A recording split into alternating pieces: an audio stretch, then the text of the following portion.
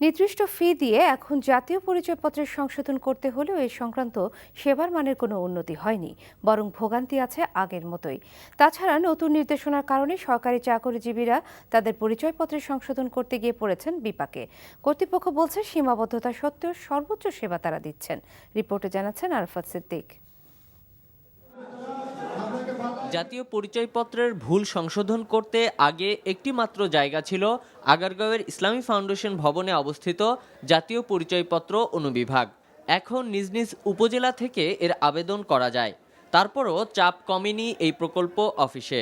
সরকারি চাকরিজীবীদের নতুন পে স্কেলের বেতন পেতে তাদের সার্ভিস বুকে দেয়া তথ্যের সাথে জাতীয় পরিচয়পত্রের গরমিল থাকলে আটকে যাচ্ছে বর্ধিত বেতন। এ কারণে বাধ্য হয়ে আসছেন অনেকে। অনেক ব্যাপার সেবার ওনারা ওই যে যারা কর্মকর্তা আছে সাইডে বাইডে দাঁড়ায় রয়েছে, অনেকেই অনেক কিছু জানে।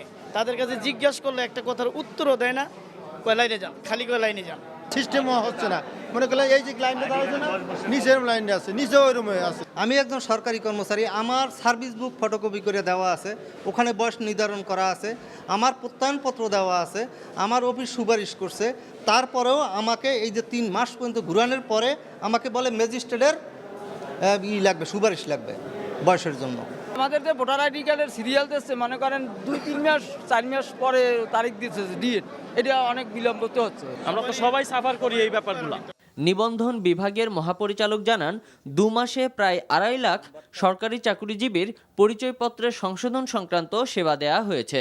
যেহেতু ভিড়টা একসঙ্গে পড়েছে, আপনার এখানে তো সরকারি কর্মকর্তা কর্মচারীর অনেকেই, বিশেষ করে যারা তৃতীয় এবং চতুর্থ শ্রেণীর কর্মচারী আছেন, ওনাদের গরমিলটা বেশি পরিলক্ষিত হচ্ছেন এবং ওনারা এসেছেন ওনারটা করার জন্য। আমরা কিন্তু রাত্রি 8টা 9টা ইভেন 10টা পর্যন্ত করেও আমরা করে দিয়েছি, ছুটির দিনেও আমরা করে দিয়েছি।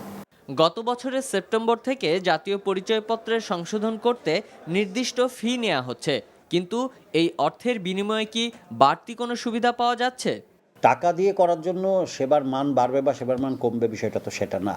এটা হচ্ছে আপনার সরকারের ডিসিশন, এবং এটা কিন্তু ইলেকশন টাকাটা কিন্তু আমরা ইলেকশন কমিশন থেকে নিচ্ছি না, এটা সরাসরি আপনার সরকারের ট্রেজারিতে চলে যাচ্ছে।